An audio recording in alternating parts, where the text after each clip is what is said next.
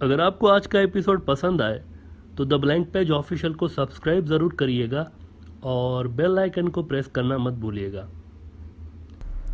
नाज़रीन, 19 अगस्त को इसी ब्रॉडर व्यू के अंदर हमने एक चीज़ डिस्कस की थी कि वेस्ट के अंदर वहाँ के स्कॉलर्स में ये ख्याल मिलता है कि सोवियत यूनियन के टूटने के बाद वेस्ट की दुनिया पर जो हुकूमत है इसको दो चैलेंजेस हैं। एक तो मुसलमानों से है, यानी मुसलमान एज अ सिविलाइजेशन, मतलब कोई ख़ास मुसलमान मुल्क तो नहीं, लेकिन मुसलमान एज अ सिविलाइजेशन उनके मुताबिक ख़तरा है क्योंकि इनके अंदर कलेक्टिवनेस है, इज्तिमाइयत का मादा है। और दूसरा, वो चीन की तहजीब को ख़तरा समझते रहे और वो ये समझते रहे हैं कि इन दोनों सिविलाइजेशंस ने हमारे ख़िलाफ़ एक हो जाना है, they will resist against us, और ग्लोबल रूल जो है हमारा उसको वो चैलेंज करेंगे। और इंडिया के लिए वो ये समझते रहते हैं कि इनके अंदर हमसे भिड़ने का दमखम नहीं है। 1000 साल की हिस्ट्री में भी ये कभी भी हमारे लिए डायरेक्ट थ्रेट नहीं रहे। मुसलमान रहे हैं और चीनी भी थ्रेट रहे हैं हिस्ट्री के मुख्तलिफ अदवार में। तो हिंदू तहजीब हमारे लिए थ्रेट तो नहीं है, उल्टा ये हमारे अलाइज हो जाएंगे, हमारे इत्तेहादी हो जाएंगे। और चीनी और मुसलमान जो है ना, ये हमारे अगेंस्ट फिर एक अलाइंस बनाएंगे। और फिर हमने ब्रॉडर व्यू में western scholar Samuel Paul Huntington साहब की किताब का भी जिक्र किया था जिसका नाम था क्लैश ऑफ द सिविलाइजेशंस। अच्छा, 19 अगस्त को हमने ये बात की थी और अब 2 दिन पहले इंडिया के chief of defence staff general Bipin Rawat साहब ने भी यही बात की हुई है जो हमने 19 अगस्त को की थी। यही बात उन्होंने की हुई है। फरमाते हैं कि Sinic civilization will join hands with Islamic one to fight against western world. Only time will tell if this happens or not, but a jointmanship is visible between Sainik and Islamic civilization. अब ये कोई बात आम शख्स नहीं कर रहा, India का चीफ ऑफ डिफेंस स्टाफ कह रहा है, जो कि बुनियादी तौर पर इंडिया के डिफेंस सिस्टम का सेंटर है, सेंटर पॉइंट है। वो कह रहे हैं कि इस्लामी तहजीब और चीन के बीच एक गहरा ताल्लुक बन चुका है। वैसे मेरे ख्याल से द ब्लैंक पेज ऑफिशियल उन चंद यूट्यूब प्लेटफॉर्म्स में था जो कि ये बात कर रहा था, और लिबरल हजरात हमें ये मशवरा दे रहे थे कि देखें, रिलीजन को अलग करें और मुल्कों की बात करें। तो जनाब, अब क्या ख्याल है आपका? बिपिन रावत साहब भी यही बात कर रहे हैं। Chief of defence staff general Rawat ने ये बात क्यों की है? कुछ है तभी वो ये बात कर रहे हैं ना। This is how India is looking at global scenario since 2014। हम यही बात आपको बताने की कोशिश कर रहे हैं। 2014 से लेकर इंडिया की जो पॉलिसीज़ हैं वो शिफ्ट हो गई हैं। वो मुल्कों को नहीं देख रहे द मुल्क, वो सिविलाइजेशंस को देख रहे हैं। क्योंकि ये हिंदुत्व की और आरएसएस की टिपिकल एक सोच रही है। वो मुल्कों को नहीं देखते, वो तहजीबों को देखते हैं। आरएसएस वाले भी जो हैं वो तहजीबों को देखते हैं। फ़लाँ तहजीब हमारे लिए दोस्त है, फ़लाँ हमारे लिए दुश्मन है। वो इसी तरह दुनिया को देखते हैं आरएसएस वाले। उनके सारे इंटेलेक्चुअल्स भी इसी तरीके से दुनिया को देखते हैं। वो इस तरह नहीं देखते कि ये मुसलमान मुल्क है तो वो दूसरा गैर मुस्लिम फला मज़हब का है, ऐसे नहीं देखते। वो एज अ सिविलाइजेशन कलेक्टिवली देखते हैं। बिपिन रावत का ताल्लुक भी कहा जाता है कि वो भी आरएसएस के मेंबर हैं, लेकिन चूंकि हाज़र सर्विस हैं, फौजी हैं, इसलिए खुल के ज़ाहिर नहीं करते, लेकिन हैं आरएसएस के ही बंदे। तो उनकी सोच में भी वही बात पाई जाती है। और जैसे कि हमने कहा था कि मोदी सरकार आते ही मज़हब से जोड़ के चीज़ों को देखा जा रहा है, तो जनरल रावत साहब ने भी कहा कि इस्लामी तहजीब जो है ना, ये चीन के साथ मिल जाएगी। कौन सा चीन? जिसके लिए वो कह रहे हैं कि हमारा दुश्मन है, चीन हमारा दुश्मन है, ये भी उन्होंने कहा है। तो इसके साथ इस्लामी तहजीब मिल जाएगी, यानी कि इस्लामी तहजीब को भी इनडायरेक्टली वो अपने लिए दुश्मन करार दे रहे हैं। अब ये बात उनको वैसे करनी नहीं चाहिए थी, अजीब बात की उन्होंने, क्योंकि दुनिया में सबसे ज़्यादा मुसलमान इंडिया के अंदर ही रहते हैं। और इंडियन सिक्योरिटी के अहम तरीन ओहदेदार की जानिब से, जो कि चीफ है defence, chief of defence staff India का अहम तरीन ओहदेदार, वो अपने ही मुल्क से जुड़ी हुई तहजीब को इनडायरेक्टली ख़तरा समझ रहे हैं अपने लिए। इसका मतलब है कि मुस्तकबिल में जब इंडिया इस तहजीब से लड़ेगा, चीन से लड़ेगा, तो उसका इत्तेहादी भी होगा इस्लामी तहजीब। तो जब उनके साथ भी लड़ेगा तो क्या होगा? सिविल वॉर इंडिया के अंदर। भाई, ये तहजीब इंडिया के अंदर भी है ना। तो अगर आप इनको दुश्मन समझ रहे हैं, वेस्ट को दोस्त समझ रहे हैं, दैट मीन्स एक भरपूर सिविल वॉर इंडिया के अंदर। यानी वो भी एक इशारा दे दिया उन्होंने, बिपिन रावत साहब ने ये बात कहकर। जब इंडिया चीन की वजह से इस तहजीब से लड़ेगा, इस्लामी तहजीब से, तो इंडिया के अंदर गड़बड़ होगी, डिस्टेबलाइजेशन होगी।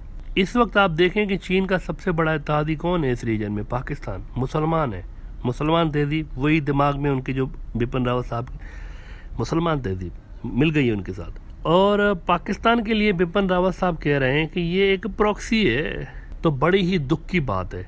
बिपिन रावत साहब ने पाकिस्तान को चीन की प्रॉक्सी कहा है, विच इज़ नॉनसेंस, क्योंकि पाकिस्तान की मिलिट्री कैपेबिलिटीज़ जो है ना वो इंडिया से बहुत आगे जा चुकी हैं।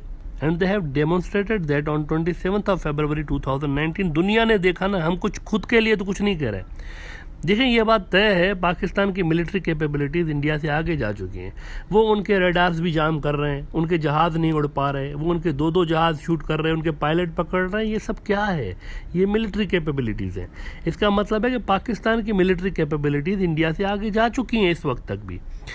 इंडिया के अकाबरीन देखें, अब भी आप इनके ज़रा सुने तो सही ना, जो लोग पावर में हैं या जो उनके समर्थक हैं, जो जनरल्स इनको सपोर्ट कर रहे हैं टीवी पे आके, उनकी ज़रा आप बातें सुने। अभी भी वो यही बातें कहते हैं कि देखें हम चोटियों पे फ़ौजी कैंप बना रहे हैं, और ये इस किस्म की बातें करते हैं कि पहाड़ की चोटी पे कैंप बना दी तो हमारी पोजीशन मुस्तहकम है। जबकि पाकिस्तान जो है ना, electronic warfare, cyber warfare, artificial intelligence, इस पर काम कर रहा है, इस पर इन्वेस्ट कर रहा है। और ये सबसे अहम बात है, क्योंकि ये मुस्तकबिल की जंगों का हिस्सा है। ये मुस्तकबिल की जंगें इसी से लड़ी जाएंगी। उसमें यानी फ़ौजों का, ये जो सोल्जर्स हैं, इनका रोल कम होगा और ये मशीनों का रोल ज़्यादा होगा।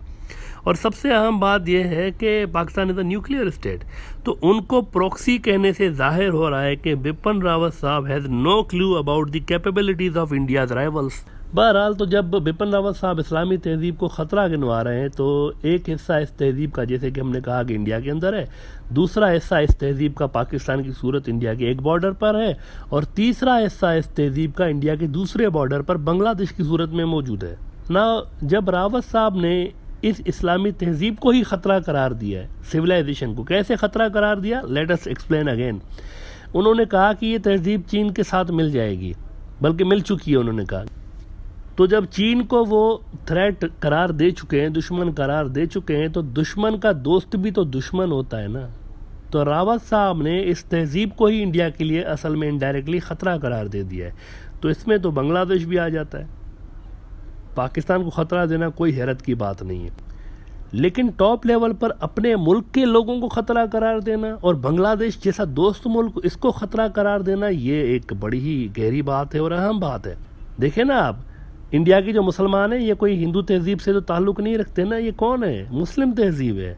और ये जो बांग्लादेश है, ये क्या है? ये कोई वैदिक तहजीब तो नहीं है, ये कोई हिंदू तहजीब तो नहीं है, वो भी तो यानी मुस्लिम तहजीब है ना, इस्लामिक सिविलाइजेशन, जिनके लिए रावत साहब ने उनको दुश्मन डिक्लेयर कर दिया है, उसी तहजीब से ताल्लुक़ रखते हैं बांग्लादेशी भी।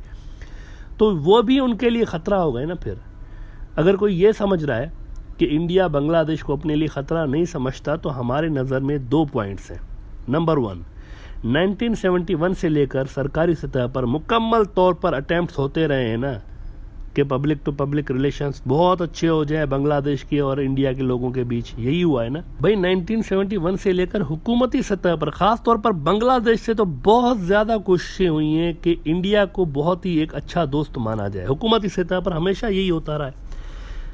ख़ास तौर पर जब शेख हसीना की हुकूमत आती है, तो यानी इंडिया को एक, पता नहीं इंडिया के लिए कोई अच्छा ज़बरदस्त पहले माजी में होता रहा है ना। अब जब चाइना ने टेक ओवर किया तो इंडिया का स्टेटस डाउन हुआ है, वरना पहले तो इंडिया ही इंडिया था हर जगह पे। बांग्लादेश की फॉरेन पॉलिसी में इंडिया एक कलीदी रोल रखता था। बड़े अटैम्प्ट्स हुए कि बांग्लादेश के लोग इंडिया के साथ ज़बरदस्त उनको एक अपना दोस्त समझे। इस प्रोपेगेंडा पे अरबों रुपये लगाए भी गए, आज तक अरबों रुपये खर्च किए गए। लेकिन फिर भी क्या वजह है कि बांग्लादेश के अंदर इंडिया को इतना पसंद नहीं किया जाता? क्यों? बांग्लादेश की पब्लिक में इंडिया आज भी गैर मकबूल है। Why? This is the question ना। इंडिया गैर मकबूल क्यों है? आज भी आपको एक छोटा सा एग्जांपल देते हैं। ढाका में आप मैच करवाते हैं, जब भी क्रिकेट का मैच होता है इंडिया और पाकिस्तान का, आप यूट्यूब पे जाएं और वीडियोस निकाल के देख लें उन मैचों के। यानी पाकिस्तान की जो टीम की फुल सपोर्ट आपको बांग्लादेश में नज़र आती, इंडिया की नज़र नहीं आती। बांग्लादेशी लोग पाकिस्तान की सपोर्ट करते हैं। ऐसे ही जब भी बांग्लादेश की टीम अगर इंडिया से खेल रही होती है और पाकिस्तानी क्राउड होता है, तो वो बांग्लादेश को ज़्यादा सपोर्ट क्यों कर रहा होता है? एक बहुत इंपॉर्टेंट चीज़ है ना। यानी अरबों रुपए लगाने के बावजूद भी अगर इंडिया ये माइंडसेट बांग्लादेश के लोगों का चेंज करने में नाकाम हुआ है, तो इसका क्या मतलब है? और उधर से आप अगर देखें इंडिया के अंदर आरएसएस से लेकर वीएचपी और बीजेपी तक तमाम जो मेन जमातें हैं, ये कोई छोटी छोटी जमातें नहीं है, इंडिया को रूल करने वाली जमातें हैं, जिनके लोग करोड़ों की तादाद में इंडिया में रहते हैं, जिनके समर्थक, आम पब्लिक में भी इनके समर्थक बहुत ज़्यादा हैं as compare to secular parties, इस वक्त तो कम से कम ज़्यादा है। तो क्या वजह है कि इनके समर्थक और ये पार्टियां भी बांग्लादेश के लिए अच्छी सोच नहीं रखती?